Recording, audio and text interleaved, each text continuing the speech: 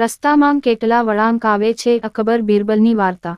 મારી ચેનલમાં નવા છો તો મારી ચેનલને લાઈક કરો, શેર કરો, સબસ્ક્રાઇબ કરો, ધન્યવાદ। પર્શિયાના બાદશાહ અને બાદશાહ અકબર ગાઢ મિત્રો હતા। તેઓ અવારનવાર પત્રો લખીને એકબીજાની ખબર અંતર પૂછતા। તે પોતાના પત્રોમાં મનોરંજક વાતો, જોક્સ અને કોયડાઓ પણ લખતો। કોયડાઓનો સાચો જવાબ મળે ત્યારે તેઓ એકબીજાને ભેટ પણ મોકલતા હતા। એકવાર અકબરને પર્શિયાના બાદશાહનો એક પત્ર મળ્યો, જેમાં તેણે એક પ્રશ્ન લખીને મોકલ્યો હતો। પ્રશ્ન કંઈક આવો હતો, તમારા રાજ્યમાં રસ્તાઓ પર કેટલા વળાંક છે? પ્રશ્ન વાંચીને અકબર વિચારમાં પડી ગયો। તેનું સામ્રાજ્ય દૂર દૂર સુધી ફેલાયેલું હતું। આટલા વિશાળ સામ્રાજ્યમાં રસ્તાઓની સંખ્યા પણ ઘણી વધારે હતી। આવી સ્થિતિમાં તમામ રસ્તાઓના વળાંકની ગણતરી કરવી અશક્ય કામ હતું। પરંતુ અકબર ફારસી બાદશાહની સામે શરમાવા માંગતા ન હતા। આ પ્રશ્નનો જવાબ તેણે કોઈ પણ સંજોગોમાં આપવાનો હતો।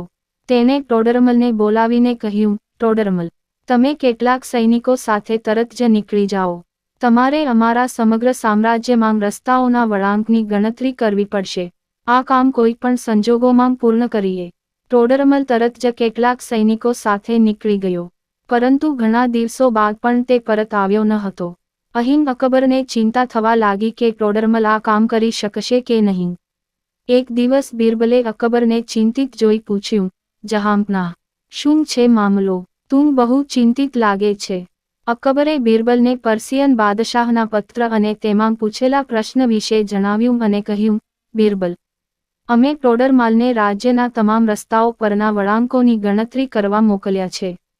અમે ફક્ત તેની જ રાહ જોઈ રહ્યા છીએ, અને એ પણ ચિંતા કે તે આ કામ પૂરું કરીને પાછો આવશે કે નહીં। પર્શિયન સમ્રાટ દ્વારા પૂછવામાં આવેલ પ્રશ્ન જાણીને બિરબલે હસીને કહ્યું, જહાંપનાહ, આ સરળ પ્રશ્ન માટે ટોડરમલને ક્યાંય મોકલવાની જરૂર નહોતી। હું તમને અહીં ઊભા રહીને કહી શકું છું કે તમારા રાજ્યના રસ્તાઓ પર કેટલા વળાંક છે। હું તમને કહી શકું છું કે આખી દુનિયામાં રસ્તાઓમાં કેટલા વળાંક છે। બિરબલ, તમે ગણ્યા વિના આપના રાજ્ય અને વિશ્વના રસ્તાઓ પરના વળાંકોની સંખ્યા કહી શકો છો? કેવી રીતે? અકબરને નવાઈ લાગી। જ્યાં પણ, કારણ કે આમાં ગણતરીની જરૂર નથી। દુનિયાના તમામ રસ્તાઓને માત્ર 2 જ વળાંક હોય છે, એક જમણી તરફ અને બીજો ડાબી બાજુએ। બિરબલે શાંતિથી જવાબ આપ્યો। આ જવાબ સાંભળીને અકબર હસી પડ્યો, અરે, અમે આનો વિચાર પણ ન કર્યો અને ટોડરમલને રસ્તાના વળાંકો ગણવા મોકલ્યા। બિરબલ, તું ખરેખર બુદ્ધિશાળી છે। અકબરે બિરબલને સોનાનો હાર ઇનામમાં આપ્યો અને તેને પર્શિયન સમ્રાટના પ્રશ્નનો જવાબ મોકલ્યો। પૂરી વાર્તા સાંભળવા માટે ધન્યવાદ।